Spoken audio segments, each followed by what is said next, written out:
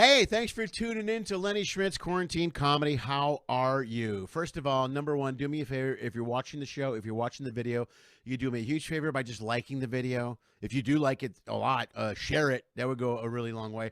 And even subscribe to the channel if you want to keep updated on what's going on here. The Quarantine Comedy is a show where we talk to lots of different performers, entertainment professionals, all kinds of types, writers, producers, directors, showrunners, actors, musicians, guitar players, who should also be a musician, drummers, also a musician, people from cruise ships, techs, sound engineers, all kinds of people who are entertainment professionals. We talk to them about how they're dealing with COVID, how their careers have changed, and how they've reinvented themselves to move forward. If you do or do not know this, 77% of all people working in entertainment industry, in the live entertainment industry, lost 100% of their income. That is a true fact. You can Google it, look it up. I wouldn't make that up. Tons of people lost their jobs during COVID. Lots of people in live entertainment lost their jobs. And there's to think about it. There's no shows almost anywhere. A lot of states are still shut down, and you can't get out. You can't see a show. So this show gives them an opportunity to get back out in front of you, to let you know what they're doing, see how you can keep in touch with them, maybe buy their merch, buy their albums, see them online, see them live. It also gives you an opportunity to stay in touch with some of the people that you've enjoyed over the years. If you enjoy the show, do me a favor, support it as much as you can. Like I said, you could like the show, you could share it, you should subscribe. Here's the deal. Besides this show, I produce four different live streaming shows on the internet. They are all free. If you enjoy them, please watch them. We don't have any sponsors. If you want to sponsor, support, or donate to the show, you can do that. Bam, right there. There's a couple of options for you financially if you want to throw some cash. Here's how it works. As I said, 3 of the 4 shows I do are free. They don't cost you nothing. I know COVID sucks for everyone. All right, so Adam, you stay can where watch you the at, show for free and get all kinds they of can free hear me, by the entertainment way, which is online. great. Be my guest, do so. If you watch the show and you enjoy it and you feel like you want to support it and you do want to pay for the 30-minute or 60-minute show that you watched, feel free to do so at any one of those options. You can go to my website, lennyschmidt.com/ifyoucan. There's a credit card and a PayPal button there. You can go to Venmo at Lenny Schmidt Comedy. You can go to Cash App at $ Lenny Schmidt Comedy also. And also the Patreon page. I'll explain that a little bit more at the end of the show. It's a way to support all the other shows that I'm producing online. If you can't afford it and you can't do it, that's cool. That's fine. I understand. COVID is tough on everybody. Then you know what? Just sit back, enjoy the show, and enjoy today's guest. And we're going to get started here in 3, 2...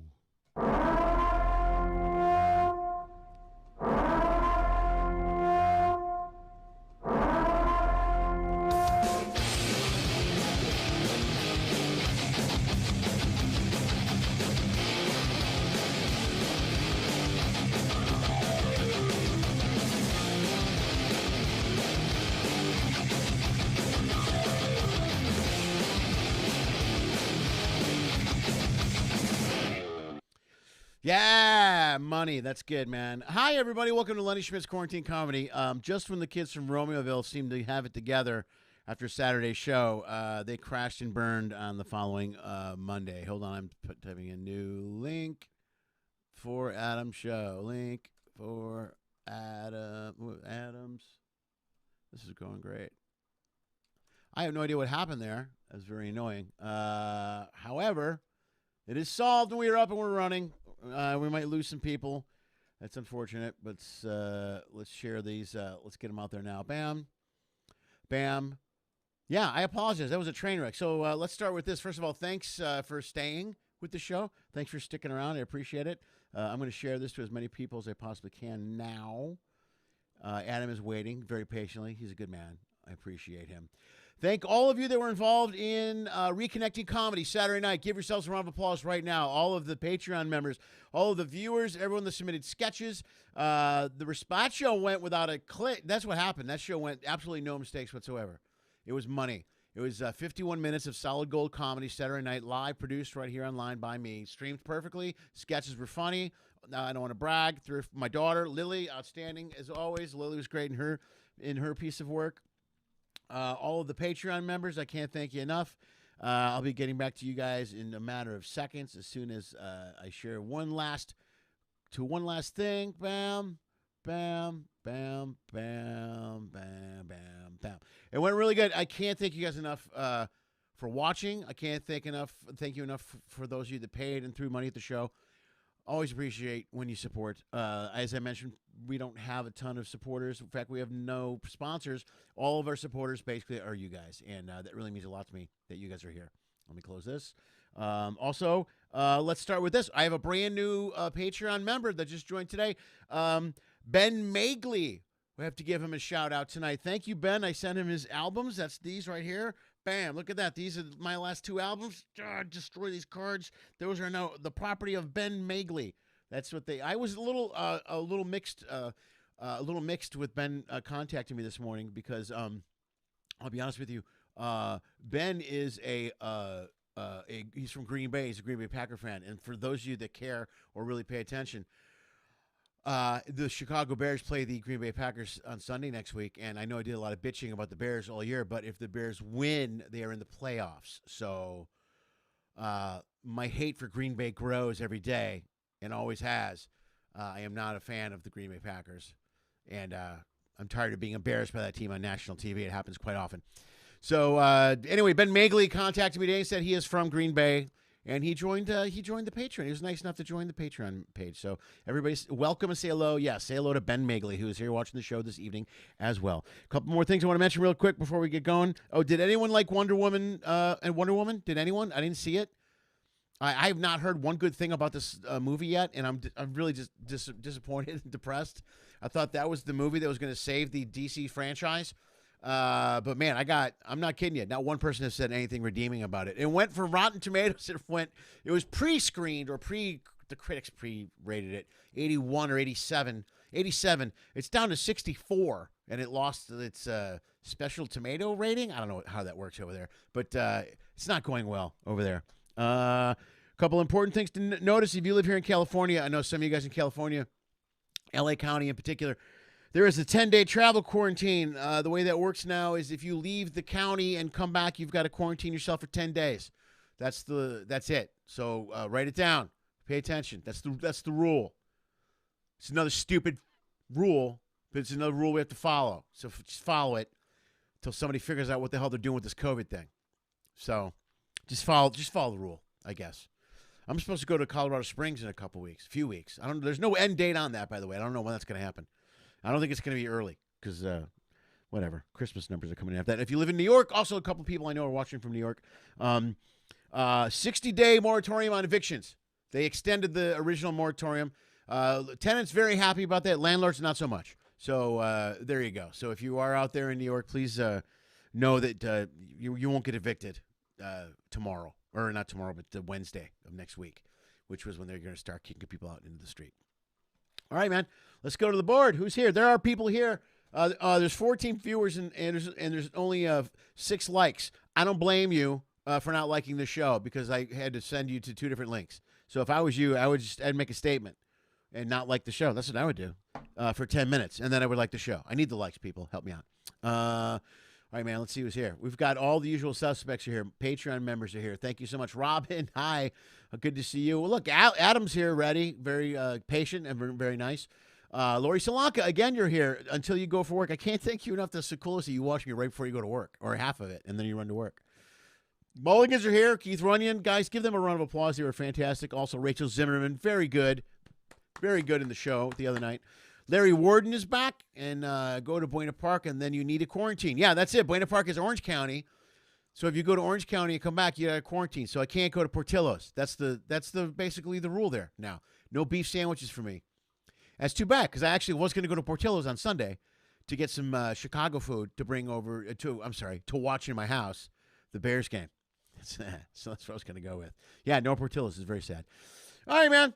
All right, well, we got this thing going without now it's going without a hitch, without a problem. Folks, your first guest, your only guest, my friend. I've known him for years. Actually, he was my agent very early on in my career when I moved into L.A. I want to say, let me see, mid-'90s maybe, early mid-'90s. I was with Acme Talent, and he was in charge over there. He was the guy. So, and he does all kinds of stuff. We're going to talk about all of it, but he also does a little stand-up comedy, and I told him I was going to show this. So let's get to a little bit. This is from, I believe, the Burbank Comedy Festival last year. where I ran into him. Give it up for my good friend Adam Lieblein. If I look a little tired tonight, it's because I have 2 teenage kids. Yes. They allowed them in. They still don't sleep through the night. I started having kids when I was 40, which officially makes me an old dad. I love it, love my kids, glad I waited, but a few drawbacks. I can't raise my kids the same way I was raised in the 60s. I can't spank them, that's illegal. I can't send them to their rooms, that's what they want. It's all about positive reinforcement now. So I'm constantly telling them how awesome they are at being assholes. It's true. All right, folks, that's the man, Adam Lieblein. There, Lieblein. Here he is. Look right there. Did I pronounce your name correct? Lieblein? Nope, not even close. It's Lieblein. Lieblein. Yeah. Sorry. Lieblein. Yeah, and you didn't post something. You didn't show something from the comedy festival. That was the very first time I tried stand up in. Oh, it says that in the thing. That was my weird. Well, Dude, no, it doesn't. But it was solid. It says on YouTube, Adam's first stand up. I screwed up. Okay. Technically, the first time I did stand-up was in 1984 at UCLA. I was part of this comedy club, and we would book a headliner, and each of us would prepare for weeks to do a 3 to 5 minute set before the headliner. And I was ready for my first set, and I get up to do it, and Taylor Negron was our headliner, right? Remember Taylor? I love him. Yeah. A long time ago. And afterwards, we all went out for beers, even though all of us were undergrads, and he was the only one legally allowed to drink. But we all went up for beers, and he looks at me and he goes, Adam, you have not suffered at all in your life. You've led a charmed life. You have nothing to make jokes about. Why don't you live your life? Because you were horrible. And we became friends for decades, and I actually represented him for a while. But 3 wives later, yeah, I had stuff to write about.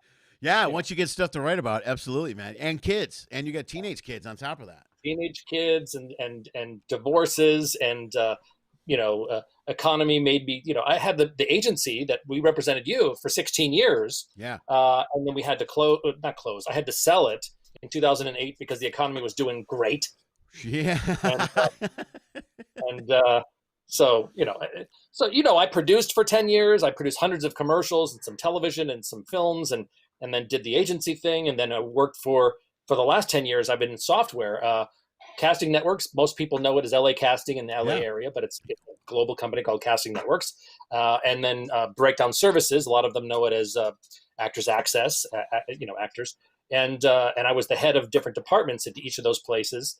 But COVID happened. And in March, at Breakdown Services, they furloughed a lot of people, including myself, because I was one of the higher paid people there. And they said, it's slow, nothing's happening. We got to let everyone, move on. Yeah. And so I actually, and I think I mentioned this to you, Lenny, not too long ago. I went back into the agency side of the world, right. and I joined up with a bunch of people that just moved from other agencies.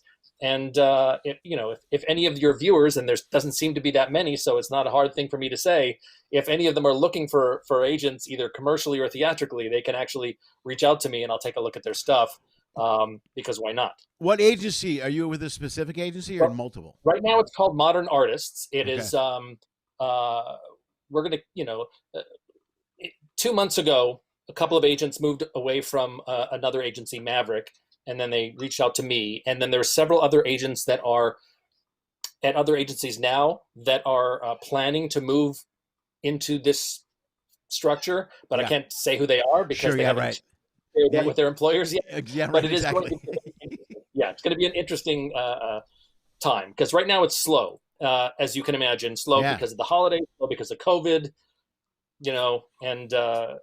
but it does seem like it's picking up because, the entertainment industry has a set of rules that the state has agreed to abide by, and the SAG-AFTRA has agreed to abide by, the DGA, they've all agreed on certain sets of rules. So even recently, as the restaurants were closing down, and they couldn't have outside seating, the productions would move into it, and start shooting, and they would put out tables and tents and have their craft services and stuff right outside because everyone gets tested every few days and everyone follows these certain separation rules. And you know, if a cast member or a crew member tests positive, it's really it hurts the whole thing. So everyone follows those rules, and so far it's worked out. Well, I watched, like, the big news was in the last few days was the Tom Cruise explosion, or the big blow up on his set when he yelled at a bunch of people. Which I got to be honest with you, man. That guy, he threw a lot of money at that. He paid for a cruise ship for them to shoot on. I kind of side with Tom Cruise on that in a little way. You know what I mean? It's a multi-million-dollar production.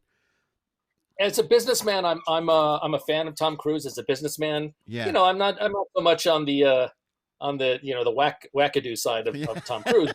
But I think he's you know, and whether or not this rant was staged or not doesn't really matter. I mean, he's right. I believe that what he was saying was, you know, fucking do it. Don't put the whole production in jeopardy because you don't want to wear your mask above your nose, whatever. You know what I mean? Yeah, and I can also understand from his point of view how he's got to be frustrated because, first of all, everyone's, you know, life on set is completely different now than it was a year and a half ago.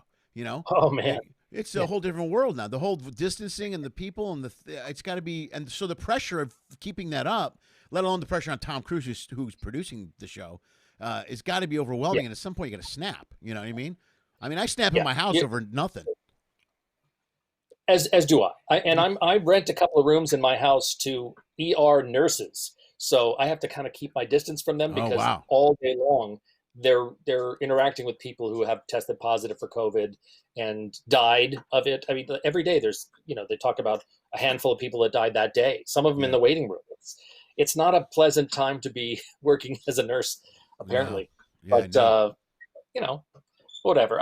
You know, a lot of your guests, I assume, are, you know, in the comedy world and the stand-up world, and you know, you mentioned earlier that I had been your agent for a while back. It was probably the early to mid 90s because my agency was open from 93 to 2008. Right. And we had a ton of stand-ups that we represented, but not for their personal appearances, not for stand-up, for TV and film, like, you know, people like Craig Shoemaker or Seth Meyers. I put Seth on SNL, right? And Hugh Fink, who didn't end up being on camera on SNL. He ended up being the head writer before Seth Meyers became head writer on SNL. Gabriel Iglesias and Will Durst, and there's like the whole lineup of Ahmed and a whole bunch of people, because we love, you know, my agents and I love going to all the stand-up shows, to all the improv shows, you know, to all the sketch comedy houses in town, because after a long day's work as an agent, you just want to go laugh. You don't want to go see a tragedy. You don't want to go see a play that makes you cry. Yeah. We don't cry. Yeah, you got to go watch. We don't cry at all. There's no tears in us at night. We're watching Kill a Mockingbird. If you're trying to make me cry, if you're doing something sad, I just get angry that you've made me feel bad after a long day. Screw you for editing this. Yeah. Fuck you. Make me laugh. You know, that was it. I was with you guys commercially when Emily was over there. That's when I showed up when Emily was there, and then I stayed with Brian when they went over, and they went to TalentWorks, right? They were over there. TalentWorks. I sold the commercial department to TalentWorks, and then after about 4 or 5 years, they joined up with 2 of my other former agents to start up an agency called RTA, Robertson Taylor Associates. It's all commercial. 4 agents there that used to all work for me at Acme. Yeah, and they're my really good friends. I love them. That's who I'm with now. That's who I'm with now commercially. Oh my God! I just did. I love Brian and Mandy. I've been with Brian. I've been with longer than anybody professionally in this town. Brian is great. You know what I mean? He was around when Emily was around. But I just auditioned. I gave him his first job. Yeah. I remember when he came on. I remember when he got hired on over there at Acme. Yeah, right on. Yeah, he's a great guy. So he's been around a long time. But it's a great agency. They're great people over there. But now it's so different, man. Back then, you know what? Back then it was headshots and carrying. You know, I used to have headshots, 4 different types of headshots with me, and a suitcase in the car, so I could change on the fly. You know what I mean? I did 3 auditions in a day, and I need to be a trucker. Done. I just pull the clothes out of the trunk. But now it's all online, man. Everything is online. I taped 2 auditions last week online. That's. How different is it? The biggest difference. That's the biggest difference that COVID has pushed onto the commercial world. Now, in TV and film, their self-tapes and self-tape requests have been 2 to 5% of how casting directors do their jobs. My second out of my 3 wives is a casting director, and she's she's a very well-known cast director, and she's she said she rarely does had requested self-tapes, mostly from kids for pilot season that lived out of state. But now COVID has made it a big deal, and all the services, Actors Access or Breakdown Services has their EcoCast remote self-tape requests that they've refined. LA Casting created a new way of doing it, and they're actually even doing what's like a live Zoom style auditions. So commercials, which never requested self-tapes ever before March of this year. Yeah. Now it's all self-tape requests and then maybe Zoom callbacks, and then go get tested. If you get booked, go get tested, wait 3 days, get tested again, come to set. Right. You know, and also another big difference, Lenny, is when you and I were working together with Brian and Emily and those and that staff, 95% of commercials that were being cast in Los Angeles were SAG commercials. They were union. Now it's about 30% are union, and about 70% is non-union, and it's tough to claw that back. Yeah, I think it all in 2000 it started to go downhill when there was a 6-month strike against commercials, actor strike against commercials, and then from that point, the advertisers realized actors in commercials primarily are props that eat. You're a prop that eats. And so they said, we don't need to pay all these, the 20, 30,000 residuals every 13-week cycle. Let's just hire someone who's good but hasn't joined the union yet, or worse than that, who is a member of the union but has decided to become financial core, which means that they're good, they're union members, but they're allowed to do non-union jobs. Right. So weakens the union, and it makes it hard for people to make a lot of money as an actor. The whole commercial vibe. I made a living as a commercial actor for about 4 or 5 years in a row, and that was after I made a living off of I was commercial actor. Before that. Yeah, you. Thank you very much. You helped support and feed my babies when they were born. But and before that, and that was even when it was starting to come down, kind of, because I was dealing with cable buyouts and shit like that. Before that, I got a buddy named Chip Chinnery, who I'm sure you know who Chip is, or you've heard of him. He was a client of mine. I love Chip. He's great. He was the Eddie. I mean, he made so much money off commercials in the late 80s, early 90s, right before I got here. And then he's still a good friend. He'll be on the show in like 2 weeks.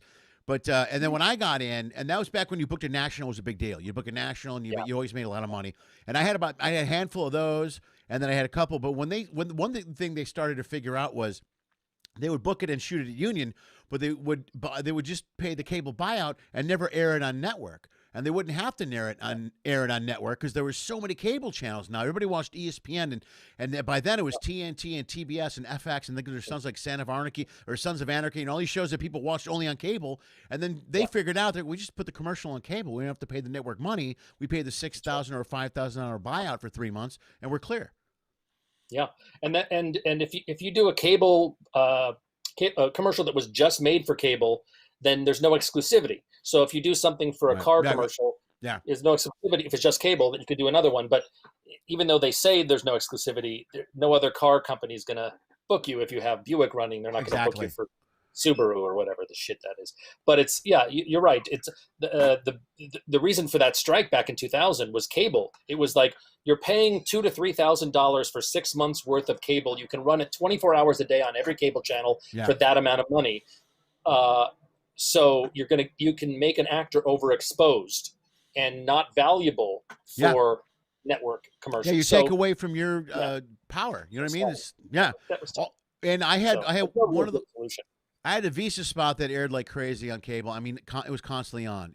I got to the point where I would see that and get angry. I'm like, you son of a... I mean, it'd be on all day long. That and another big scam what used to get me was I did a handful of ESPN spots, which they called promos. They didn't call commercials, and those they only paid like I think $500 for the 3-month session.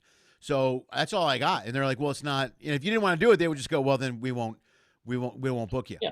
And they always had really good directors, and they were kind of like a cult thing. They became really popular. In fact, you can buy them. There's a DVD where I got like 4 of them on there. You know what I mean? Where I did a bunch of commercials, and you worked with great directors. The spots were funny, and people aired them all the time. But they got around paying you. They didn't have to pay you shit. apparently my daughter is telling me that I'm Bill Gorgo or whatever. Yeah, I didn't look, man. You got to work with me here. I'm trying to edit the video as we talk. It'll all No, be that's fixed okay. afterwards. She is Bill. You are Bill Gorgo. I'm Bill Gorgo. Bill Gorgo's a really nice looking guy. He's a great guy. He's phenomenal. He's the best. I don't know who he is, but Chip is funny. I booked Chip. I used to also produce, events that hired stand-ups, and there was one event, I booked Chip and Jimmy Pardo and oh God, a whole bunch of what's that goddamn chick's name? She's so weird and crazy. She's been doing it for like 30 years. Maria Bamford? Yes. Wow. Yeah. That's all I had to say. I know all the comics, dude. Jimmy Pardo's. I play fantasy baseball with him. I know all these guys. Yeah. Oh, no, and they would come down to the Masonic Lodge in Long Beach and do a show, and Jimmy was so great because he just made fun of us the entire time. Because he's like, oh, what the hell kind of shit gig did you book me in? Yeah, that's Jimmy's thing. He's like, what the hell? Yeah, shit gig. I booked him 2 years in a row. He said, don't book me the second year. I said, why? He said, I do the same shit. I do the same jokes. I do that joke about using all the towels in the hotel room. And I said, these people will have forgotten you. Don't worry, they're old. And they did. It was great. Well, that's the big thing with every comedian is I always did that too, man. I always forget. Hang on. I'm actually fixing this for your daughter so that she doesn't. Hang on. There you go. This will make her happy. Okay. That's the thing with the comics. You always think about the last time you were there. Like last time I was here, I did these jokes, and you don't realize it's been a year since some of those people have seen you, and they just don't remember.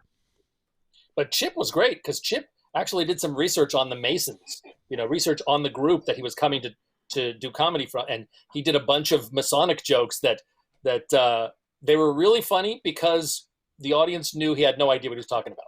And that made it even more funny. Right. Oh, that's good. That's the best. He's just winging it. Chip was the best. He was really trying. He was trying. It was good. Hey, I think on his website, he has a thank you note from me. Oh, does it? Who Chip does? Dude, that guy's that guy knows. That guy's class too. I love that guy, Chip. He's a good businessman. He's a great. I played cards at his house lots of times. I did a couple of poker tournaments over there. But he's one of the smartest businessmen I've ever seen. He's got a thing called Chip's Money Tips, which I'm going to talk to him about. He's really smart when it comes to money stuff. Tipper from the chipper. I know. Yeah. You know what? In part, I credit him for my second marriage. Here's why. He was doing a showcase that we helped him promote at the HBO Comedy Workspace. Okay. And the big show, and it was like sketch stuff, and he did some stand-up there. And there, this casting director, Sharon Chazen was her name, was, we invited her and she was coming. And a lot of my friends said, this is the kind of girl that you want to marry. She's nice. She's Jewish. She's ready for marriage. She wants to have kids. You should talk to her.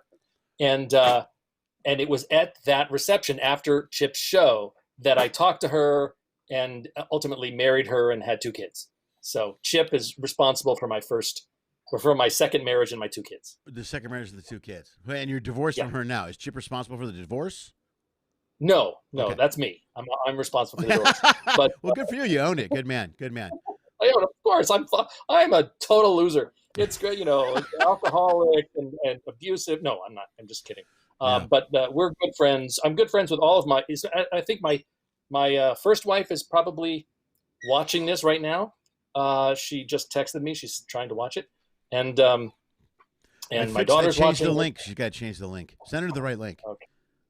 Oh, I don't know. How the hell do I send her a different link? I can do it right now. I don't know. Since that was 5 hours ago, I don't know what to. I'm not doing it. I don't blame you. I'll send her when it's posted. I'll send. People can watch it after the fact, and then they can say, "Oh, that's what you did." Yeah, it'll be up. It'll be up for a while, so you can send it after the fact. And I just sent it to you via Messenger or via Facebook Messenger. So the new link is in your little Facebook Messenger. I run the whole show here, Adam. I run the whole show. So when the mistakes happen, I got to fix. It's all you. It's all me. It's all you. Yeah. And one thing I didn't tell because it's all about my ego for this show is that I've been teaching at UCLA. I teach a business class for actors at UCLA for 27 years. I've been teaching it. It's through extension, so anyone can take it. So if anyone from your class is actually interested in your class, anyone who's watching now right. that wants to take the class in 3 months, every other quarter, I teach it. So they can reach out to me and they won't have to pay the $800 fee. So that's right on. That's good to know. I'll put that in the bio afterwards too. Afterwards, I update the bio to make sure I'll mention. Are you doing that online yet? Have you done like a Zoom version of that yet? It is now all online. It's right.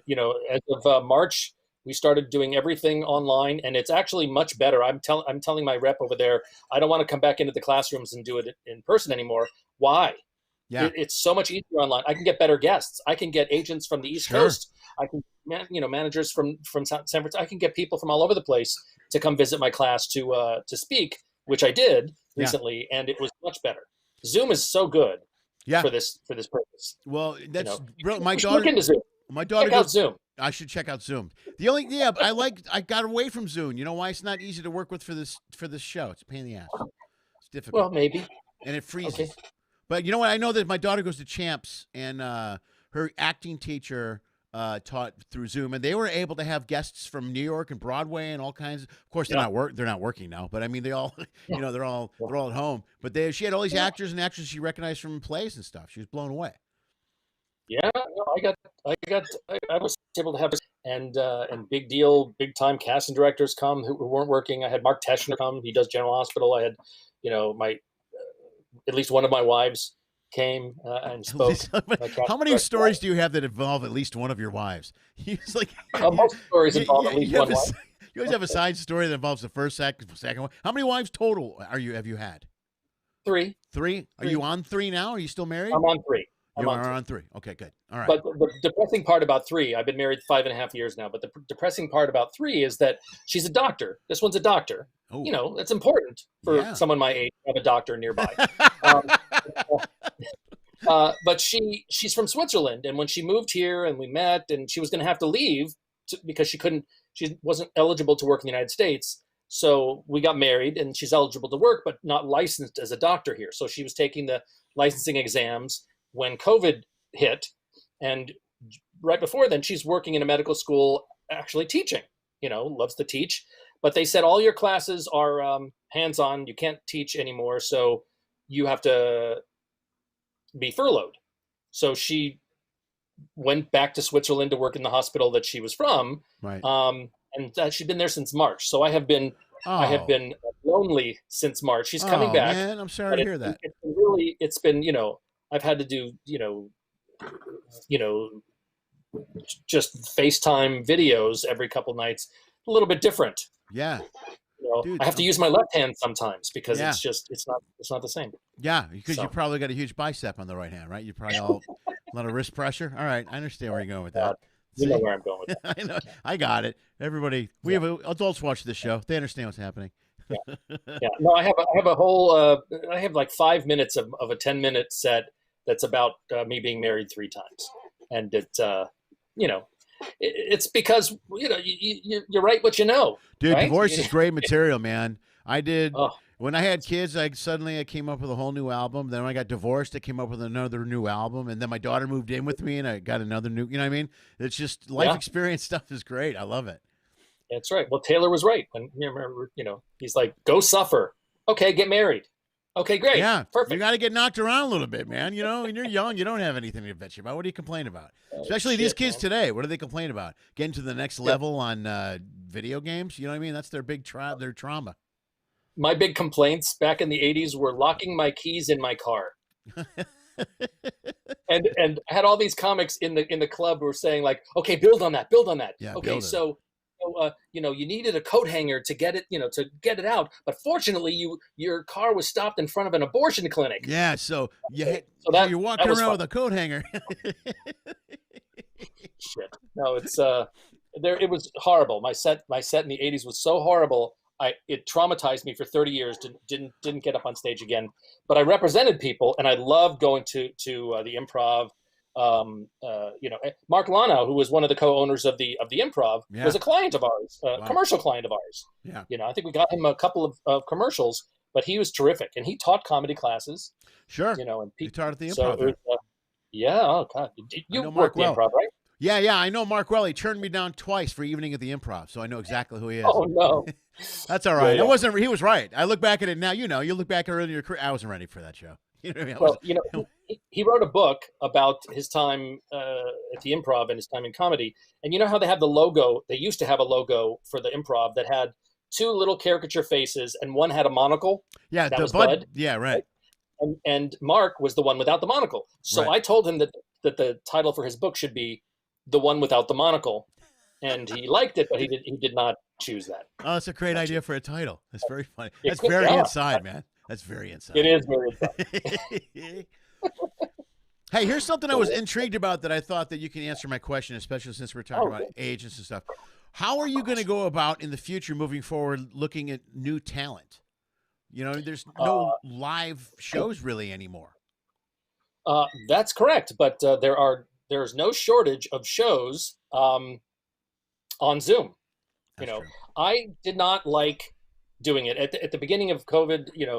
I performed mostly at Flappers and the Ice House, right? And so they were doing Zoom shows at Flappers, and then parking lot shows with the cars honking and stuff like that. And I tried both, and I just didn't get the audience interaction, so I didn't enjoy it because I don't want to be. My goal is not to be a stand-up comic or a performer.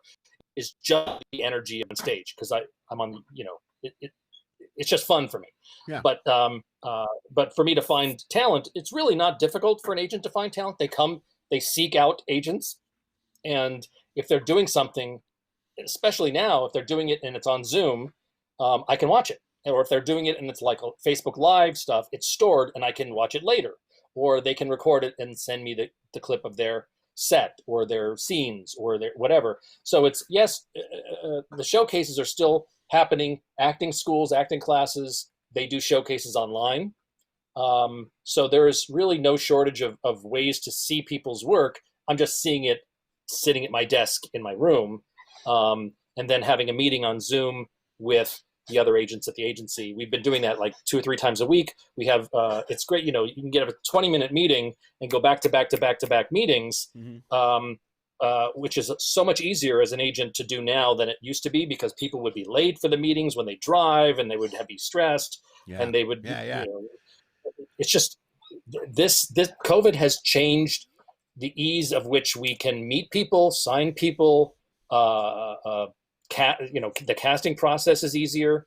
I know casting directors have told me that they, instead of having, when you do a TV show and you want to cast a guest star, you would ordinarily put out the breakdown and you'll get like 2,000 or 3,000 submissions for that particular role. And you can only see about 30 to 40 people maximum, and maybe call back 5 for the producers. Right. But you can request self-tapes from 100 of them, 150 of them. That's true, because you can rip through them. Yeah, right. You can rip through them because you can tell in the first, 30 to 60 seconds if you like them or not. Right.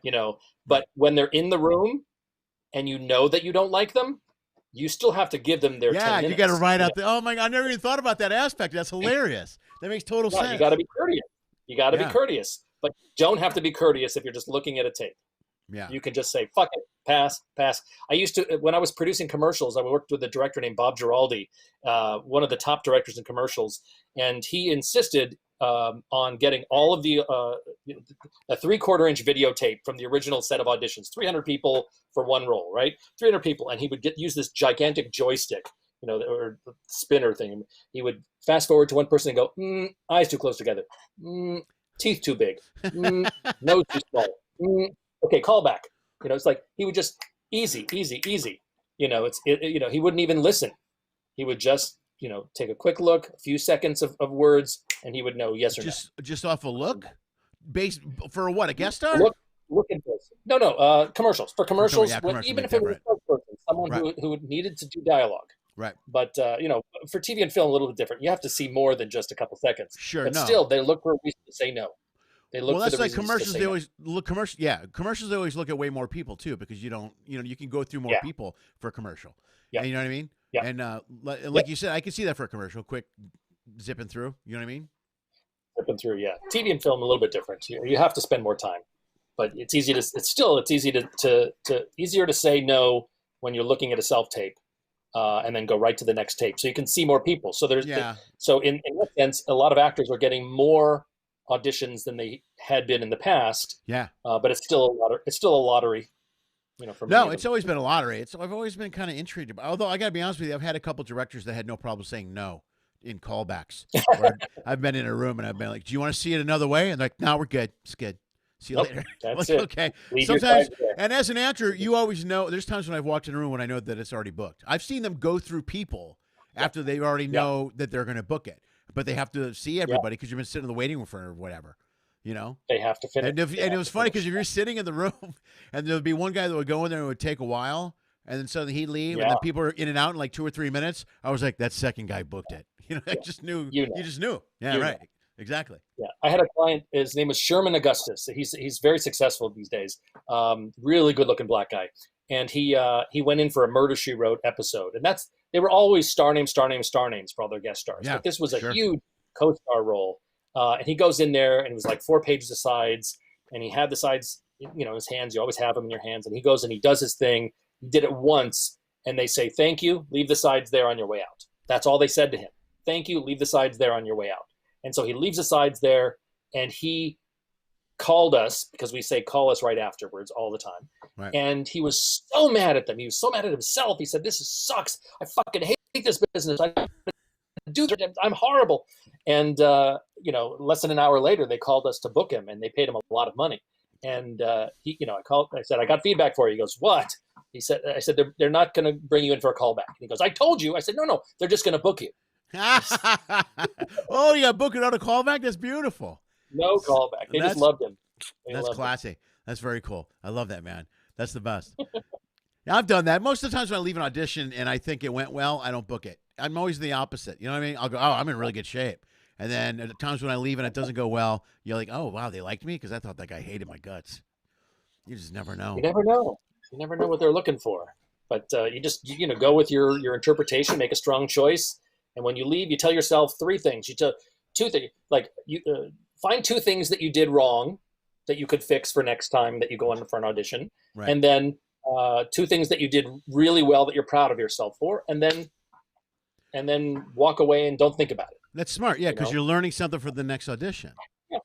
I got the best advice I ever saw for any type of audition scenario was Bryan Cranston. When I saw this clip, it really changed my approach to every audition. He said, "Your job isn't to book the part. Your job is to go into the audition room and show them your interpretation of the character, and then walk out of the room, and then you're done." He goes, "That's your job." He goes, if you look at it that way, and it opened up a whole new world for me. It's not about being in there trying to book the gig. It's about going in there and showing what you bring to the role, and then when you leave, you're done. That's it. You don't worry about whether or not you got it or not. That's right. And for an agent, it's the perception is even a little bit different than that. We don't get anyone jobs. We get you job interviews. That's all we do is get actors job interviews. And so we pitch, we get the job interview for you based on your talent and our pitch and whatever the combination is. But then we have to make sure that you're prepared for it and tell you to be prepared. And then that's all we see. We never see you audition until COVID happened. And now what happens is when the self-tapes are requested, most agents are requiring all of their actors to send the tapes to them first before they get forward to the casting directors. So we can tweak and see and have them redo it or whatever it is. But the underlying silver lining there is we get to see how they're auditioning. We've never seen it before. Right. Now we can see it. Now we go, "Oh, that's why they're not booking. They're horrible." Yeah. Or that's why they're booking. These guys can audition great. Oh my God, it's so great. Yeah. So it's it's changing the that's got to whole. First of all, it's a positive for you guys because one thing early on when I did showcases and workshops and stuff like that a bunch, and I was at one where this girl already had an agent, and we did this class, and she was terrible. She was not good. I mean, and I could not believe. I'm like, how does she have an agent already? And it was one of those classes where you do the class for 8 weeks and you showcase for a bunch of agents, right? So at the end of it, her agent's there to see the show, right? And we go up and do the show, and now I'm standing out in the hallway after the show, and he walks out. As he walks out after the read, I heard him look at his assistant and go, "What the fuck have I been doing? She is terrible. Why do we even rep her?" And they had this conversation. It was really uncomfortable, and I'm like, I'm just standing there listening, going, "Oh my God, that was right. She was not very good." Well, sometimes it works. It works in the other direction. We had a client, and I think Lisa who you remember, she was my partner and my first wife. Yeah. We had a client named Chris Creasa, and he was an older guy. He always played he was the pilot in Castaway, and he crashed the plane with Tom Hanks. Oh, right on. Okay, cool. He always plays like this tough, rough guy, right?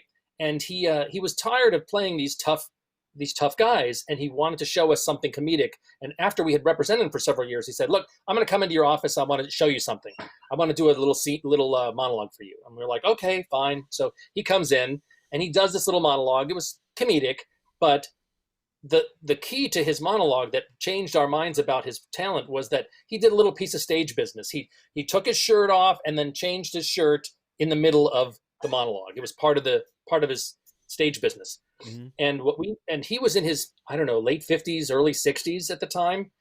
And when he took his shirt off, the dude had a six-pack. Oh. And my wife and other agents and I were like, "What the fuck is that? Yeah. What how have you been hiding that?" Dude, this guy's buff. And I think after that meeting, we got him like a 5-episode arc on Baywatch, because he was like, "Yes, you can take your shirt off." Yeah, you can take your shirt off. That's a big plus in this town. You can take your shirt off. Your agents have to know exactly what you're capable of, if you're comedic or dramatic or whatever. Did you? Yeah. Were you on one of the Spider-Man movies? No, I was not. No, most of my work was TV stuff, and a lot of the TV stuff was bad guy stuff. And I still have. I remember the thing. Yeah, I do. See, I didn't. What I did was right now I just have Robertson Taylor's my commercial. I don't have theatrical rep, but I was with Ellis Talent for years, and then when I started doing cruise ships, I kind of disappeared for a while. You know what I mean? But my biggest thing was probably Bones. I played a bad guy on there, and True Blood. I was on that. I got ripped to shreds in a couple of scenes, so that was a lot of fun. You got ripped to shreds physically as an actor, or as a character? No, as a character. I had my head ripped off, and there was a lot of blood, a lot of fake blood. It was interesting. It was good. But yeah, most of the stuff I did was TV stuff. I didn't do a lot of film stuff. Oh, wait. You did True Blood. Yeah. With fake blood. Yes. Okay. It was all fake blood. Yeah, it was all fake blood. Yeah. The corn syrup crap that they, I know, but it's very sticky. It's funny that the show was called True Blood, but you did with fake blood. True blood with fake blood. You have to explain that all the time. Yes, all the time. But they could have used real blood, although it would have congealed and been all messy. Would have been a different contract too, I think. Right? That's not exactly union appropriate. What union? Well, back then the union was still, they're still involved. Well, that was HBO, which is a little different. The Meat Packers Union, you could use the blood. That's true. You're absolutely right. Okay, I stand corrected. There, once again, I've been corrected. Yeah. All right, man. All right, Adam. I think we're good, man. First of all, I apologize for the beginning to screw up the chaos. That was you fucked that whole thing. I did. Man. I know. Well, you know what? It's the kids from Westview. It's not me. It's the fucking kids from Westview. That's what it is. Kids from what? A bunch of kids at Westview. They handle my tech. Look, I say this all the time. They're in charge of all the stuff. I don't want to handling my tech. No. That's a metaphor. Yeah, it's a thin line. It's a very thin line. But they're in Westview. Well, yours may be a thin line. But Are we closing on dick jokes now? Is that how this is happening? We're gonna wrap this up with a couple of dick jokes. Was that a dick joke? Look at you. What are you saying? I can't believe you would interpret it that way. Well, they say there's a time and place, and apparently your podcast is the time and the place. There we go. Yeah, I would think that. Folks, give it up for Adam Lieblein, right? Lieblein. Please tell me. Yeah. Lieblein, I got it right. Yes. Give it up for Adam Lieblein. Got to say hello to his daughter. I fixed your bio already, so now it doesn't say Bill Gorgo. That's all been fixed. It's been fixed. So if anyone is actually looking for rep, commercial or theatrical or both, it's adam.lieblein@modernartists.net, and then I'll respond. Just mention this podcast, and then you won't get thrown into the virtual trash. Adam, what is it? Adam, what? The virtual trash. Adam.Lieblein. Adam, just my name with a dot in the middle. At Modern Artists, plural. .net. Got it. I will put that in the bio after the show. That way people, when they watch the show, they can look right below and they'll see all your information. And it'll be listed there. And I will probably email you because I'm looking for a theatrical rep as well. So there you go. There we go. Everybody wins. Okay. Everybody wins. Folks, give it up for Adam one more time. Thank you for your patience. My best to you and all the wives and the kids. Take care of yourself. All the wives. Okay. All right, man. All right, Adam. Thank you, man. That's Adam, folks. I apologize for the mistakes at the beginning. It's only proper there would be mistakes. after Saturday's show went absolutely so well with no mistakes and perfect. And there you go. That's it. We're going to wrap it up right there, folks. On Wednesday, I have a good friend of mine. A producer is here. Rob Callow will be here. My good friend, Rob Callow. And that's it. That's the show, guys. You've been great. Thank you so much once again for being here. I wish you the best. Once again, if you enjoyed the show and you want to support the show in any way, shape, or form, bam, there you go. Financially, you can do so there. There's a number of options, dollar options. At all of those, you can go on there, donate, sponsor $1, pay $1 for the content if you enjoyed the show, or simply just like the video. All my content, most of my content is on YouTube, and it's free. And I do it that way because it's COVID, man. It sucks. Life sucks. And it's just Christmas. It's a very expensive week. So if you just want to watch the show and you want to like it, click like. That makes me very happy. You guys have been great. Thank you very much for your time. Take care of yourselves. I'll see you in 2 days with Rob Callow. And as always, please dream of Pinky. Lenny Schmidt Quarantine Comedy was created, produced, and is hosted by Lenny Schmidt. We live stream on YouTube at 6 p.m. Pacific every Monday, Wednesday, and Friday. Special episodes occasionally stream or are uploaded on Tuesday and Thursday. Every episode is also launched as a podcast and can be heard on iTunes, Spotify, and iHeartRadio. If you enjoyed the show, please like the video. If you really like it, share the video. If you really, really like it, please subscribe to the Lenny Schmidt Comedy channel on YouTube. You'll get updates on this and numerous other online comedy content that my dad produces. Check the info section below for detailed information on all of our guests. If you are a fan, you can follow and support them as well. Go to their page, like their content, buy their albums, purchase their shirt, any merch they may be selling. Anything you do will support performers will literally help save the arts.